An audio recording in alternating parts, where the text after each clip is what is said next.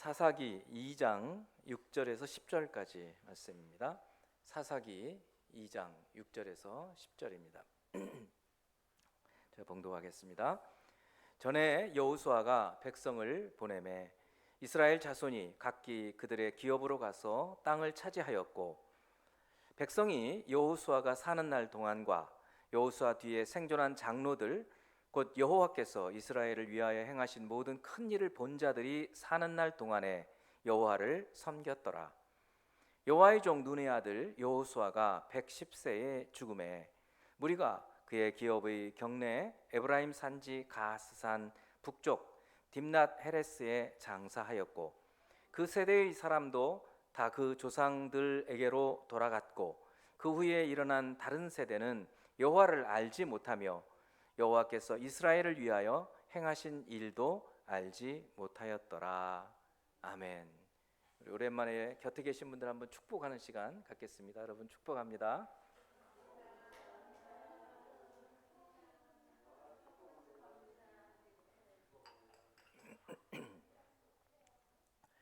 요한복음 17장 3절은 아주 중요한 우리 주님의 말씀입니다. 영생은 곧 유일하신 참 하나님과 그가 보내신 자 예수 그리스도를 아는 것입니다.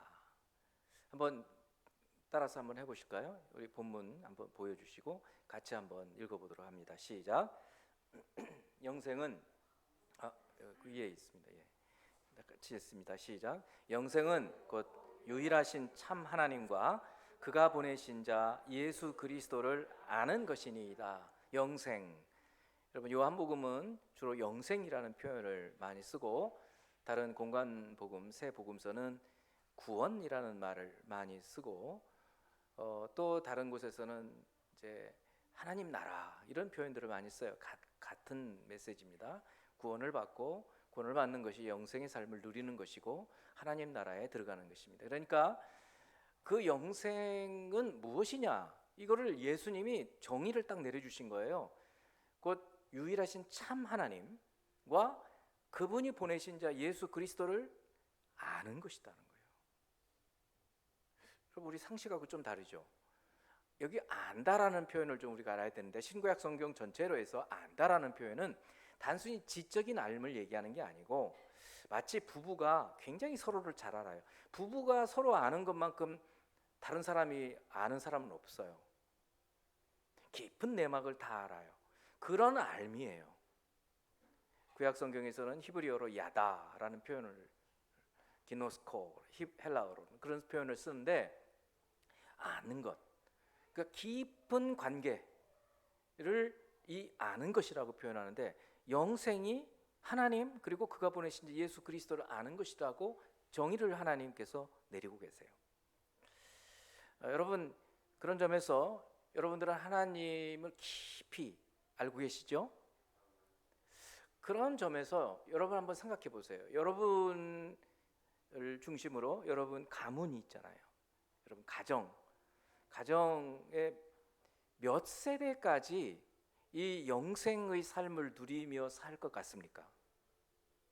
현재 여러분들이 지금 여러분 가정에서 하는 모습을 보이면 몇 세대까지 하나님을 잘 믿어서 영생을 누리는 삶을 살 것 같으세요? 또 여러분의 기대, 여러분의 소망은 내 후손들이 몇 세대까지는 좀 이렇게 영생의 삶을 누리며 살기를 바란다, 그런 소망과 기대를 갖고 계세요.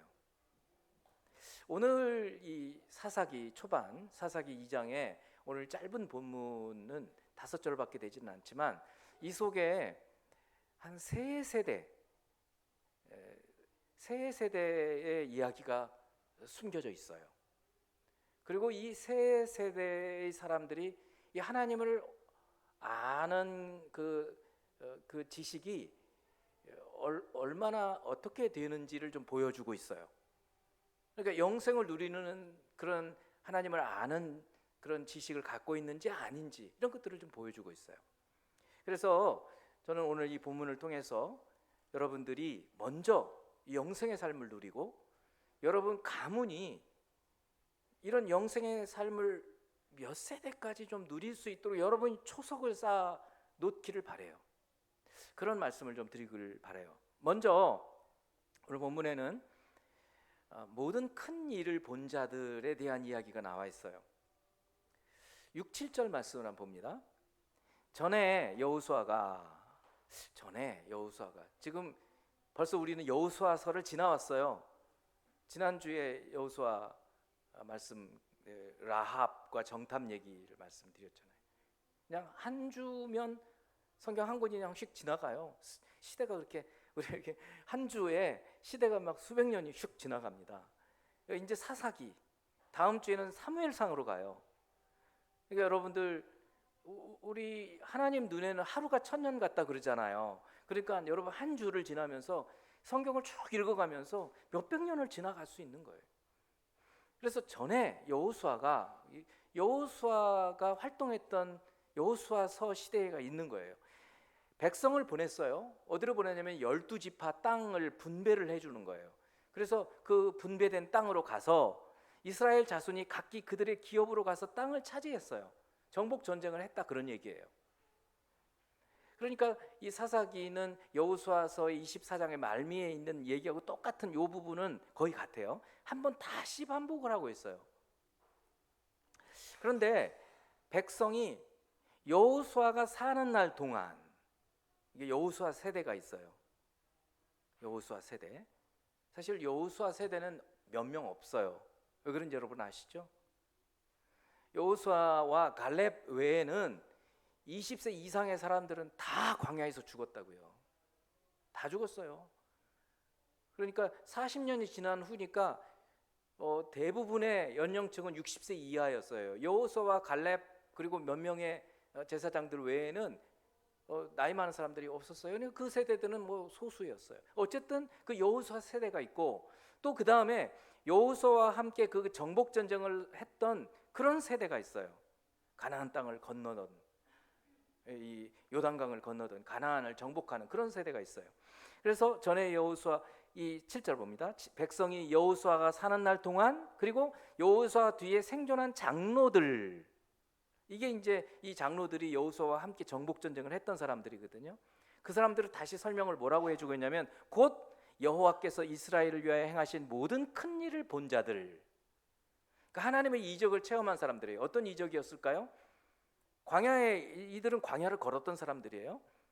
그러니까 만나가 내리고 메추라기가 내리고 요단강이 돌돌돌 말려서 저 위에까지 쭉 지형이 이렇게 바뀌어버린 거예요. 쭉 따라 올라가서 마른 땅을 건너고, 여리고성을 하루에 한 바퀴씩 6일 동안 돌다가 7일째에는 7바퀴를 돌고 와 소리를 쳤더니 그 강대한 강성한 성벽이 그냥 무너져 내버려. 이게 이적이 아니고 뭐예요? 이들은 직접 하나님께서 일하시는 것을 눈으로 목격한 사람들이에요. 모든 큰 일을, 하나님께서 행하신 모든 큰 일을 목격한 그런 점에서 신앙의 1세대다라고 얘기를 할 수 있어요. 신앙의 1세대.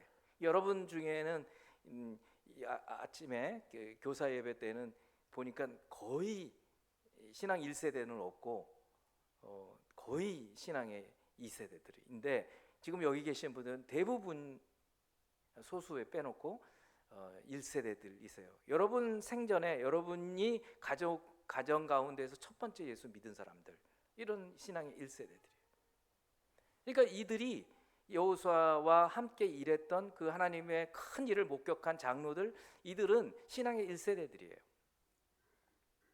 그런데 그들이 어떻게 했느냐? 여호와를 섬겼다. 맨 끝에 여호와를 섬겼다.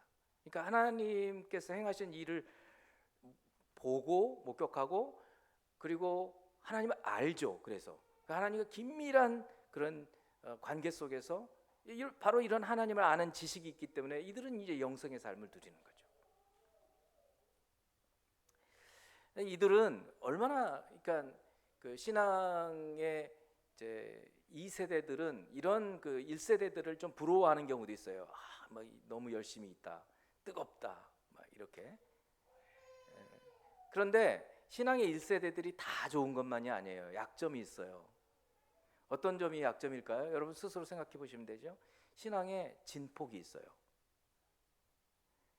그러니까 막 어떨 때는 막 은혜 받아가지고 막 천국에 사는 것 같은 그런 좀 느낌을 가질 때도 있는가 하면 뭐 누구 얘기 들으면 갑자기 막 하나님 계시나 하고 막 확 떨어지는 거죠.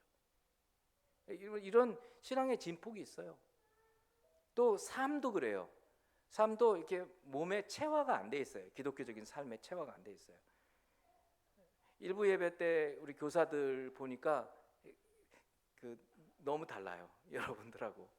여기도 이제 몇 분이 계시긴 하지만 이 신앙의 이제 2세대들은 소위 뭐라 그래요? 모태 신앙이라고 그러잖아요.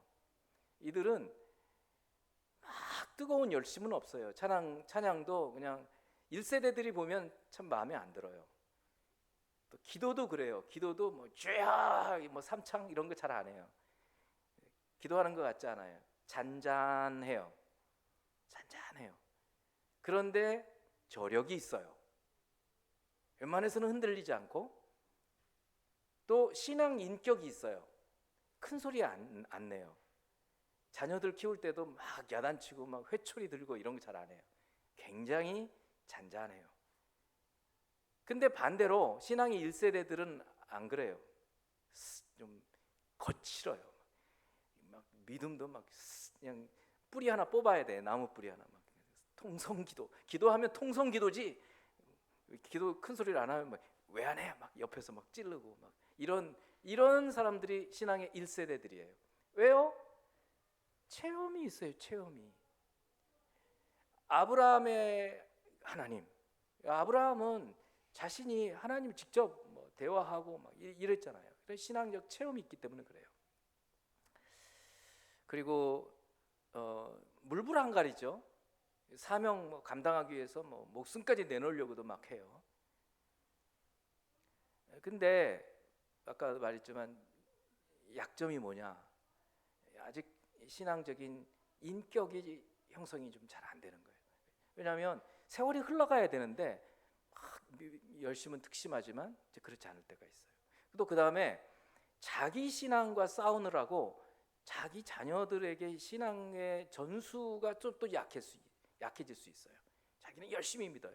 그리고 강압적으로 믿으라고 해요. 자녀들한테 자기 신앙하고 똑같게 하려고 막 그런 약점들이 있어요. 그게 약점이에요. 그런데 이제 하나님께서는 강점, 약점 다 있잖아요. 강점도 있다고 하나님 직접 체험했기 때문에 뜨겁다고요. 약점은 아직 그 육체 본성들이 남아 있어요. 체화가 안 돼 있어요. 신앙적. 그래서 하나님은 이런 사람들에게 과제를 주시는 거예요. 사명을 주신다는 거죠. 뭔가 신앙을 다음 세대에 전수할 사명을 주셔요. 제가 누누이 뭐 거의 뭐 매주마다 말씀을 드려요. 이건 너무너무 중요하기 때문에.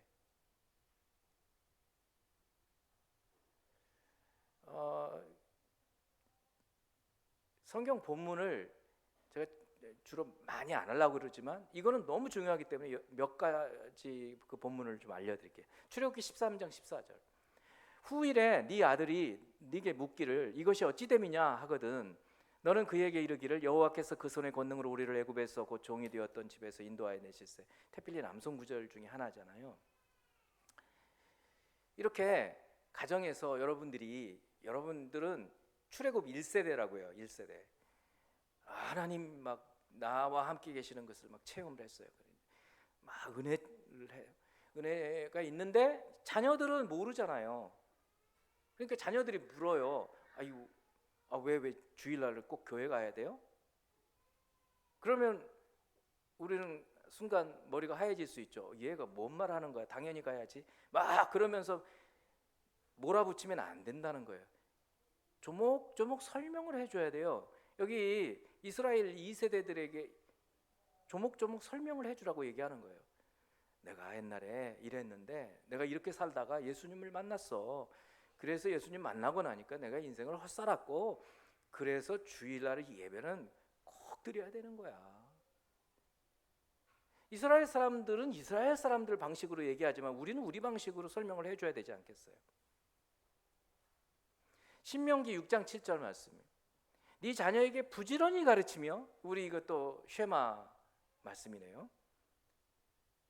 집에 앉았을 때든지 길을 갈 때든지 누워 있을 때든지 일어날 때든지 이 말씀을 강론할 것이며. 그러니까 단순히 자녀에게 질문을 할 때만 가르치는 것이 아니라 시도 때도 없이 가르치라는 거예요.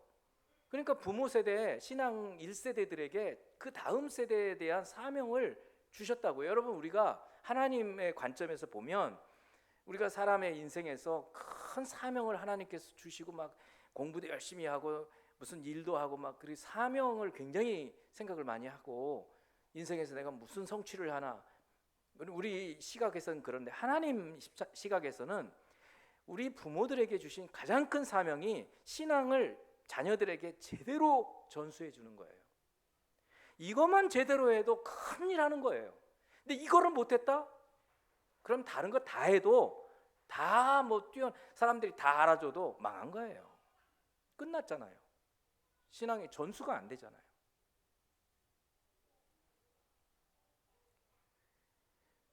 어떻게 가르치라고 얘기하는지 보세요. 시도 때도 없이 시간 장소 불문하고 가르치라는 거예요. 강론하라는 거예요. 강론이 뭐냐면 대화하는 거예요. 질문하면 답변해줘요. 그러니까 우리 부모 세대들이 말씀을 알아야 될 거 아니에요. 부지런히 배워야죠.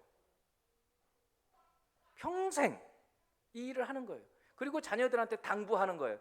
자, 이제 내가 죽을 날이 거의 됐는데 네 자녀들 그리고 네 손자까지 제대로 가르쳐라. 그러고 우리가 세상 떠나면 하나님 앞에서 아주 훌륭한 사명을 감당한 거예요. 또 신명기 6장 20절, 후일에 네 아들이 네게 묻기를 우리 하나님 여호와께서 명령하신 증거와 규례와 법도가 무슨 뜻이냐? 이게 바로 증거, 법도, 규례 전부 하나님 말씀이에요. 이게 무슨 뜻이에요? 그러면 가르쳐 주라는 거예요. 그러니까 부모 세대인 우리가 하나님 말씀을 잘 알아야 돼요. 모를 수 있어요. 모르면 목사한테 묻는 거예요.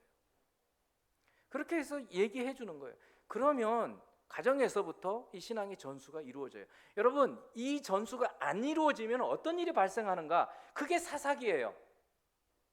그게 사사기 3장에서 16장까지 이야기해요. 에훗부터 시작해서 삼손까지 이야기라고요. 아니, 그리고 나서 17장부터 21장은 두 개의 에피소드가 나와요. 끔찍해요. 어떤 일이 벌어지는지, 이 신앙의 1세대들이 신앙의 전수를 다음 세대에게 해주지 않았을 때 어떤 일이 벌어지는가? 하나님을 떠나요. 하나님 백성인데. 그러면 어떻게 해요? 하나님이 징벌을 내리셔요. 외적이 쳐들어와서 탄압한다고요. 박해, 핍박, 죽이고, 곡식을 뺏어가고. 그러면 이제 부르짖어요. 하나님, 우리 살려주세요. 그럼 하나님이 불쌍히 여기세요. 그래서 사사를 보내요. 구원자를 보내요. 그리고 평화가 와요. 또 범죄를 저지르는 거예요. 이런 사이클이 6번 반복이 돼요. 여러분, 이게 교회 목사의 책임이 아니에요. 가정에서 가장의 책임이에요. 부모의 책임이라고요. 이걸 어떻게 해주겠어요? 그리고 그만큼 절절하게 깨닫는 사람이 누구예요? 누구 자식이 망하는 거예요 지금. 사사기를 이렇게 읽으셔야 돼요. 사사기 이제 읽어보세요 한번. 이게 악순환이 계속되는데 하향식 나선형으로 악순환이 계속되는 거예요. 점점 망해가고 사사도 처음에는 훌륭했다가 나중에는 삼손 같은 사람이 되는 거예요. 사사 같지도 않은. 그런데 하나님은 그런 사사를 삼손을 통해서도 건져내 주시는 거예요. 이 신앙의 1세대들의 책임. 두 번째는 이제 다음 세대예요. 오늘 본문에서는 다른 세대라고 얘기를 하고 있어요. 특별히 10절을 제가 볼게요. 그 세대의 사람도 다, 여기 그 세대의 사람은 여호수아와 같이 활동했던 다 그 조상들에게 돌아갔고, 그 후에 일어난 다른 세대는 다음 세대라고 표현하지 않고 다른 세대라고 그랬어요. Different generation. 달라요. 달라. 여러분, 이 세대들은 어떤 세대인 줄 알아요? 가나안 세대예요. 가나안 성도가 아니라 가나안 세대, 가나안에서 태어났어요. 이들은 광야를 몰라요. 만나와 메추라기를 안 먹었어요. 하나님의 이적을 직접 눈으로 체험을 못했어요. 이들이 어떻게 하나님을 알 수 있어요? 어떻게 해야 알 수 있을까요? 부모가 가르쳐야 되겠죠. 부모가 가르치지 않으면 어떻게 알아요? 모르잖아요. 그럼 영생이 없는 거 아니에요. 부모가 가르친다고 해서 다 아는 것도 아니에요. 그건 또 좀 이따 말씀을 드릴게요. 이 세대들을 좀 생각해 봐야 돼요. 이 세대들은 오늘날 우리식으로 표현하면 모태신앙이라고요. 자기가 언제부터 교회 나갔는지 몰라요. 그냥 의식이 있는 때 늘 교회에 있었어요. 늘 교회 갔다고요. 그런데 이들에게 문제는 자기 하나님을 잘 모른다는 거예요. 그냥 부모가 그냥 당연히 교회 가니까 자기 따라간 거예요. 그리고 이제 사춘기 지나서 자기 생각이 들기 시작할 때 나는 왜 교회 가야 되지? 이러면서 세속의 생각, 세상의 친구를 만나게 되면 이제 사사시대처럼 뒤집어지는 거예요. 신앙이 콱 뒤집어지는 거예요. 말씀도 없어요. 말씀 안 가르치니까 가정에서. 여러분 교회 학교 생각해 보세요. 일주일에 168시간이거든요. 일주일이. 그 168시간에 30분 해요. 그거 가지고 말씀이 가르쳐지겠어요, 여러분? 그래서 제가 가정 예배 드리라는 거예요. 그것도 부족해요, 사실은. 왜냐? 일주일에 대부분은 바깥에서 이 하나님을 알지 못하는 친구들과 세속 속에서 살잖아요. 어떻게 감당하겠어요? 기적이죠. 기적이라고요. 요 주일학교, 요 교회 학교에서 하나님을 알 수 있다는 것만 해도. 그거에만 하나님의 이적이 언제까지 계속되겠어요? 이 가나안 세대들에게는 하나님의 이적이 없어요. 하나님은 늘 이적을 보여주시지 않아요. 부모 세대들이 체험을 했으면 부모 세대들을 통해서 자녀들을 가르치게 하신 거예요. 그 감당을 안 하면 사사시대가 된단 말이죠. 아까도 말했지만 이 모태신앙의 신앙인들에게 장점도 있다 그랬어요. 제대로 신앙이 들어가면 잔잔해요. 웬만해서는 큰 일을 닥쳐도 신앙이 우뚝 서 있기 때문에 흔들리지 않아요. 신앙 인격이 형성이 되어 있어요. 부모들 같지 않아요. 말도 큰 소리도 안 해요. 그러더라도 믿음이 있어요. 그런데 이들에게 약점이 뭐예요? 자기 하나님에 대한 체험이 없을 수가 있기 때문에 대단히 문제가 되는 거예요. 그래서 신앙의 1세대들은 어떻게 하든지 자녀들에게 이거를 가르쳐 줄 수 있어야 돼요. 어떻게 하느냐? 이게 이제 과제예요. 이 신앙의 2세대 모태신앙의 약점은 또 뭐냐면 그냥 하나님의 은혜를 당연한 것으로 알아요. 교회 가는 거 당연한 거예요. 교회 이런 분위기 당연해요. 찬양하고 기쁘고 그냥 화목하고 가정이 화목하고 그냥 기도하고 그러면 하나님 주시는데 복을 막 주시는데 그 복을 그냥 당연하게 아는 게 문제예요, 사실은. 다 그렇지 않거든요. 그래서 여러분 아브라함의 이제 가계를 생각해 보세요. 아브라함은 신앙의 1세대로 산전수전 다 겪죠. 그런데 그의 아들 이삭은 참으로 정말 그 모태신앙인 같아요. 평안하게 인생을 살아요. 한 해에 100배의 축복을 주셔요. 여러분 100배. 그런데 그 다음 세대인 야곱 세대 가면 문제가 생기는 거예요. 야곱은 하나님에 대한 경험을 좀 늦게 해요. 언제 처음 하는가? 베델 외갓집으로 갈 때 베델에서 처음 꿈속에서 하나님을 만나고 그리고 나서 20년 후에 돌아오면서 야복강에서 그때야 비로소 하나님 체험을 해요. 씨름하잖아요. 하나님 왜 이제 느낀 거예요. 하나님 아니면 내가 죽는다. 그래서 하나님 축복하지 않으시면 놔두리지 않겠다. 호세아 선지자가 이렇게 얘기를 해요. 호세아 12장 3, 4절을 보면 야곱은 모태에서 그의 형의 발 뒤꿈치를 잡았고 또 힘으로는 하나님과 겨루되 천사와 겨루어 이기고 울며 그에게 간구하였으며 하나님은 베델에서 그를 만나셨고 하나님을 만나기 시작을 하는 거예요. 야곱이 그러면서 하나님을 알기 시작해요. 그래서 여러분들이 자녀들을 가르칠 때 그렇게 가르쳐 주셔야 돼요. 아빠의 하나님, 엄마의 하나님이 아니라 네 하나님을 이제 만나야 돼. 하나님과 인격적인 만남, 이게 하나님을 아는 것이에요. 이것을 알게 되는 순간 그때부터 영생의 삶을 누리기 시작을 하는 거예요. 여러분 야곱의 삶을 한번 보세요. 참 야곱은 묵상해 보면 기구합니다. 아들이 12이죠. 이 야곱이 이렇게 하나님 앞에 온전히 들어오기 전에 자녀들을 어떻게 키웠겠어요? 그러니까 어떻게 해요? 한 아들을 너무 편애하게 되고 그러니까 10 아들이 그 한 아들을 팔아먹잖아요. 죽이려고 그랬죠 사실은. 거기다가 막내 외동 딸 하나가 있었잖아요. 디나. 이 강간을 당하잖아요. 기구하다고요. 그 이후에도 뭐 많지만 그런 삶에서도 야곱이 베델에서 만난 그 하나님을 생각하고 그 하나님께 기도하면서 인생이 이제 바뀌는 거죠. 고난 가운데, 그러니까 야곱은 고난 가운데에서 하나님을 만나는 거예요. 고난 가운데 이렇게 하나님께로 돌아오고 하나님을 아는 것만 해도 복이에요. 얼마나 복입니까?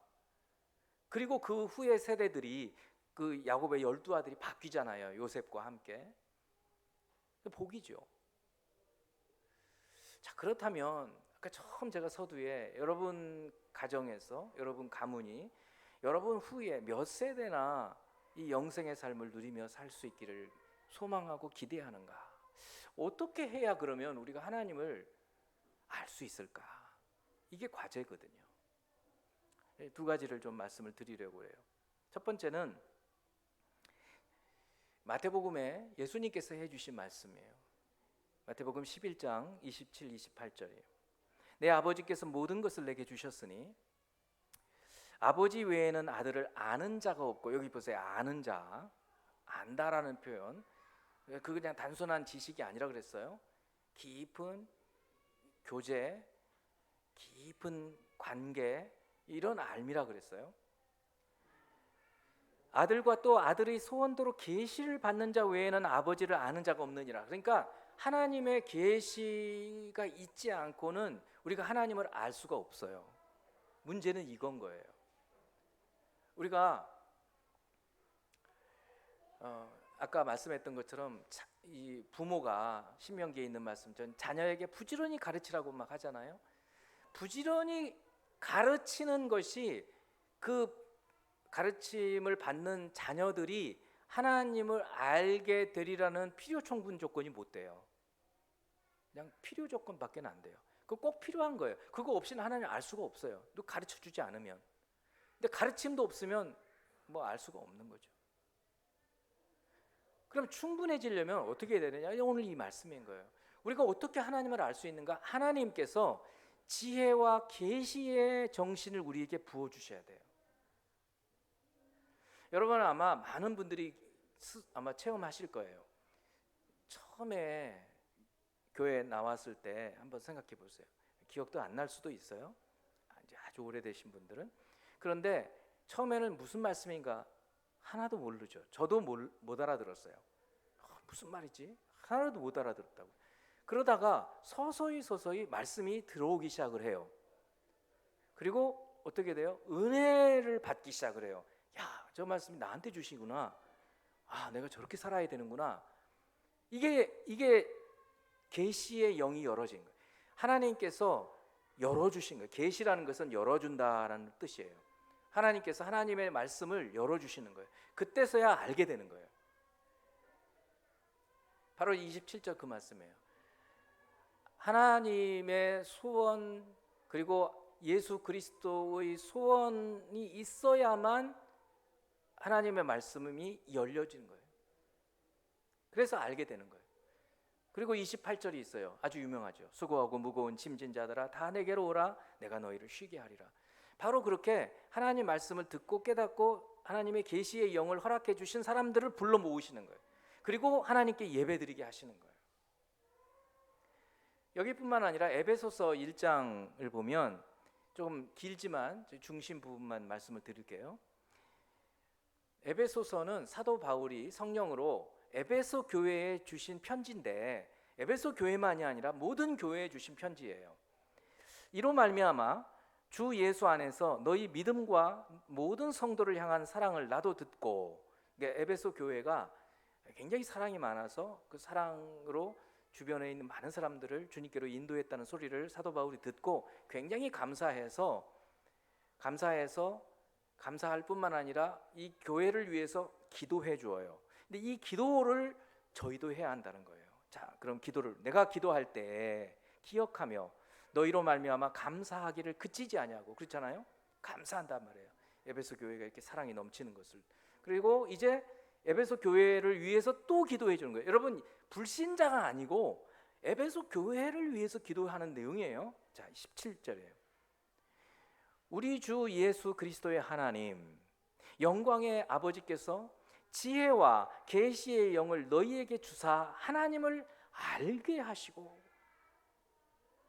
여러분, 우리가 언제 하나님을 알게 되느냐면 하나님이 지혜와 계시의 정신을 우리에게 부어 주실 때에야 하나님을 알게 된다는 거예요. 나는 하나님 다 알아, 그럴 사람 여기 한 명도 없어요.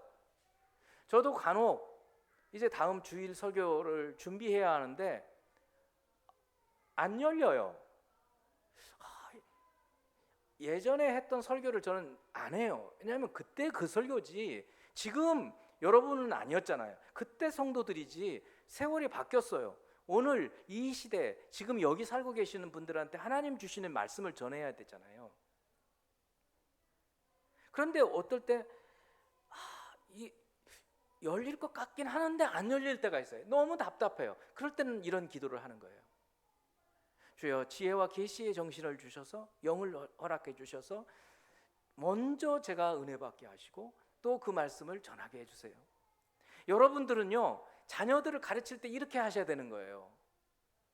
주여, 이 아이에게 제가 부지런히 말씀은 가르치고 있습니다만 그것으로는 충분하지 못합니다. 그것은 필요한 것뿐입니다. 그런데 이제 충분할 수 있도록 하나님께서 이 아이에게 지혜와 계시의 정신을 열어주셔서 이 하나님 말씀을 깨닫게 하시고 이 말씀이 자기에게 주시는 말씀으로 알게 하시고 하나님을 자기 신의 하나님으로 만나게 해주세요. 이렇게 기도해야 한다는 거예요. 그렇지 않으면 사사시대 같은 일들이 벌어지는 거예요. 끔찍한 일들이 벌어지는 거예요. 18절 또 이렇게 기도하라는 거예요.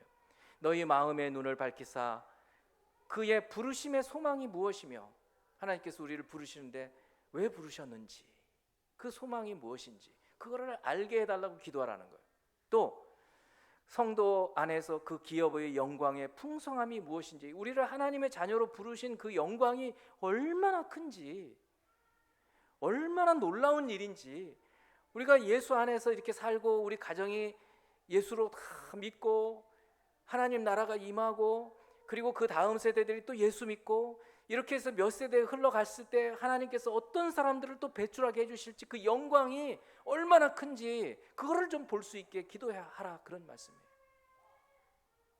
19절 말씀이 그의 힘의 위력으로, 능력이에요. 그의 힘의 능력으로 역사하심을 따라, 일하심을 따라 믿는 우리에게 베푸신 하나님의 능력의 지극히 크심이 어떠한 것을 알게 하시기를 구하노라. 그러니까 하나님께서 일하시는 것을 좀 알게 해달라고 기도하라는 거예요. 여러분, 첫 번째는 우리 힘으로 되는 게 아닙니다. 뭐요? 지혜와 계시의 영을 부어주는 건 하나님이 하시는 거예요. 저도 그래서 답답할 때가 많다고요. 오늘 말씀을 준비를 해야 돼. 어떤 때 토요일 이제 일주일 내내 준비를 하다가 토요일에 이제 다 뽑아가지고 몇 번 교정을 거듭하고 기도하면서 하지만 어느 때는 막혀요. 그러면 어떻게 하는지 아세요? 다 때려 부셔야 돼요. 설교 준비했던 거 다 때려 부신다고요. 미칠 것 같죠. 시간이 이제 토요일 막 오후 넘어가는데 그러더라도 때려 부셔야 돼요. 안 그러면 하나님께서 주시는 메시지가 안 나오는 거예요. 근데 감사하게도 때려 부시고 나면 하나님, 그리고 기도하면 하나님께서 또 다른 것으로 말씀드리는 거예요. 그래서 간혹 여러분 주보를 보시면 전 주의 주보에 나와 있는, 심지어는 본문도 달라질 때도 있고 제목도 달라질 때도 있어요. 이거 때려 부신 겁니다. 하나님께서 지혜와 계시의 정신을 주시지 않으면 하나님 말씀이 들어오질 않아요. 깨닫지 못해요. 또 하나님의 일하심이 보여지지가 않아요.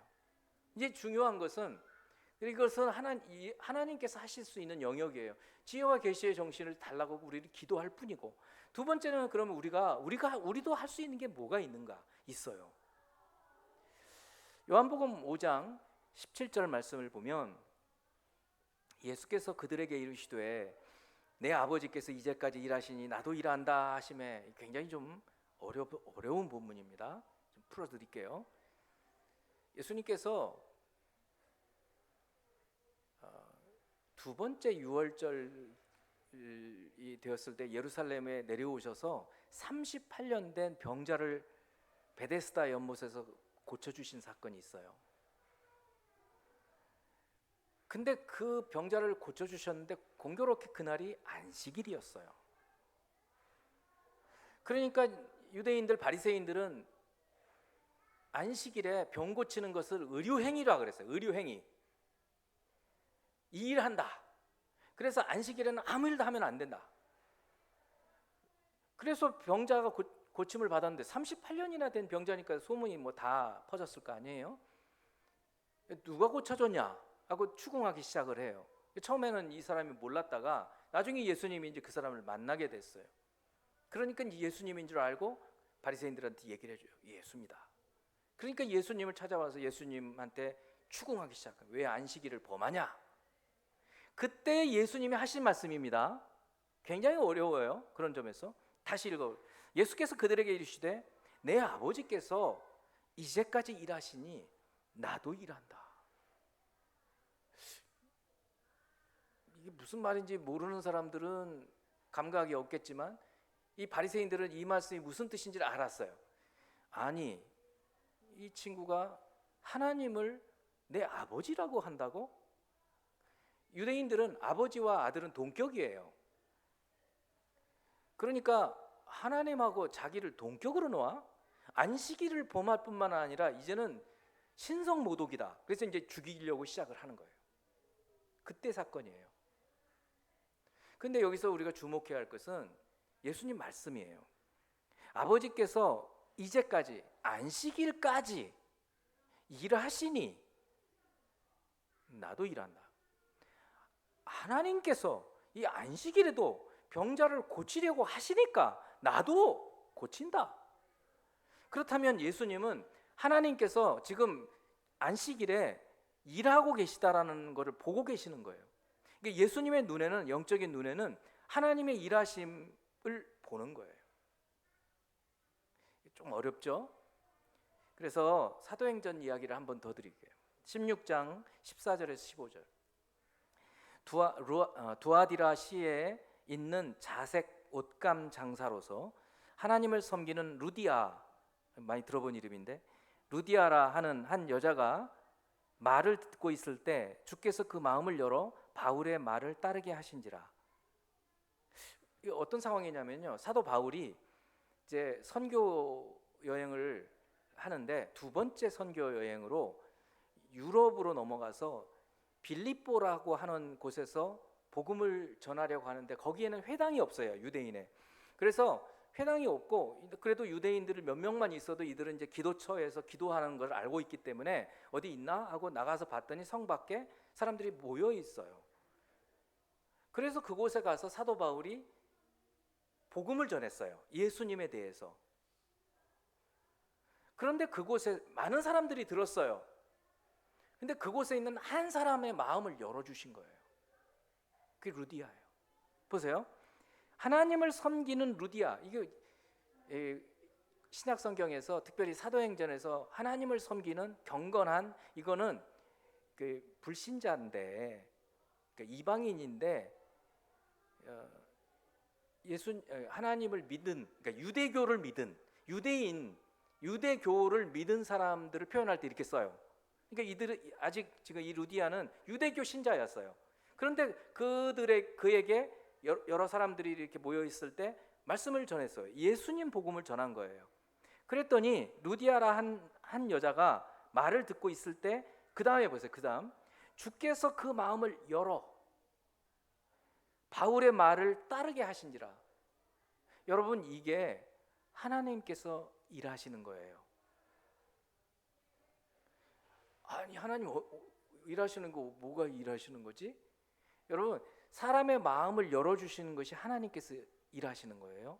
그러니까 여러분이 어느 때에 잘 기억은 못 하시지만 말씀이 하나도 안 들리고 막 답답하고 졸리기만 하고 그러다가 말씀이 들리는 거라, 그러면 여러분 감사해야 하는 거예요. 왜요? 하나님이 마음을 열어주신 거예요.